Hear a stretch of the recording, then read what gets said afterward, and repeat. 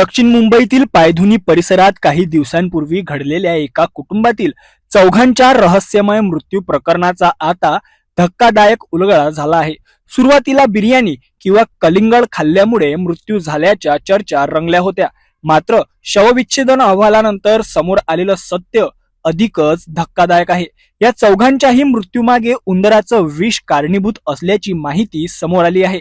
मुंबईच्या पायधुनी परिसरात राहणाऱ्या डोकाडिया कुटुंबातील चौघांचा काही दिवसांपूर्वी उपचारादरम्यान मृत्यू झाला होता। या घटनेनंतर परिसरात विविध चर्चांना उधाण आलं होतं। सुरुवातीला बिर्याणी किंवा कलिंगड खाल्ल्यामुळे विषबाधा झाल्याचा संशय व्यक्त केला जात होता, मात्र आता शवविच्छेदन अहवालातून धक्कादायक माहिती समोर आली आहे।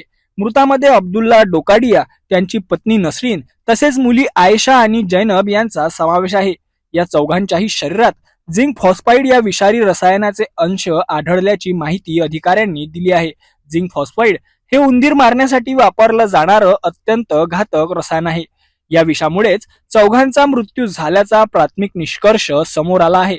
दरम्यान हे विष अपघाताने सेवन करण्यात आलं की जाणीवपूर्वक याबाबत अद्याप स्पष्टता आलेली नसून पोलिसांकडून सर्व बाजूंनी तपास सुरू आहे। मिळालेल्या माहितीनुसार 25 एप्रिल रोजी रात्री डोकाडिया कुटुंबाने नातेवाईकांसाठी स्नेहभोजनाचं आयोजन केलं होतं।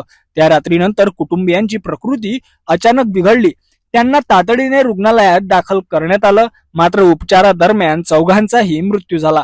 या संपूर्ण घटनेमुळे दक्षिण मुंबईत खळबळ उडाली असून पोलीस आणि आरोग्य विभाग या प्रकरणाचा सखोल तपास करत आहेत।